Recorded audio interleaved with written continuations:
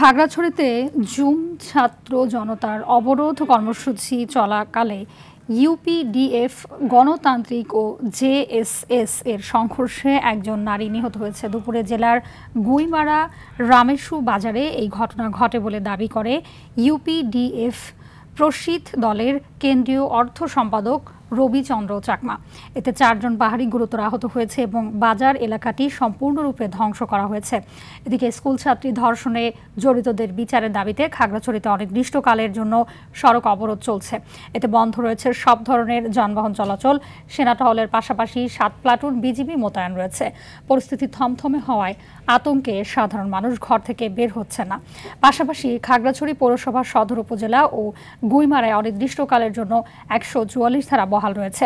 এদিকে উদ্ধত পরিস্থিতি মোকাবেলায় পাহাড়ি বাঙালি সবাইকে ঐক্যবদ্ধ হয়ে কাজ করার আহ্বান জানিয়েছেন পার্বত্য চট্টগ্রাম বিষয়ক মন্ত্রণালয়ের উপদেষ্টা সুপ্রদীপ চাকমা। সকালে খাগড়াছড়ি জেলা প্রশাসন সম্মেলন কক্ষে বিশেষ আইন শৃঙ্খলা সভায় তিনি এসব কথা বলেন।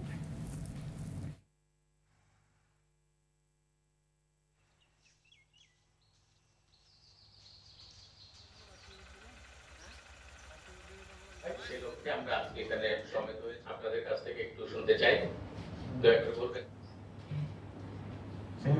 একটা লিমিট আছে, ওই লিমিট থেকে ক্রস করা যাবে না। আজকে যেটা হচ্ছে, অবরোধ দেওয়া হচ্ছে, আমরা যদি এখানে সবাই মিলে ডিক্লেয়ার করি যে এটা অবৈধ আজকের দিনে, কারণ গতকালকেই তারা শেষ করেছে, আবার নতুন করে ইস্যু বানানোর কি দরকার আছে? আজকে কি কোনো ইস্যু আছে? তারা স্পেসিফিক্যালি বলুক যে আজকের ইস্যুটা কি, যে তারা আবারও এটাকে এক্সটেন্ড করবে। মানুষের তো যে জীবনযাত্রার একটা প্রয়োজনে তারা এদিক সেদিক যাবে, তারা আজকে এখানেও যেতে পারতেছে।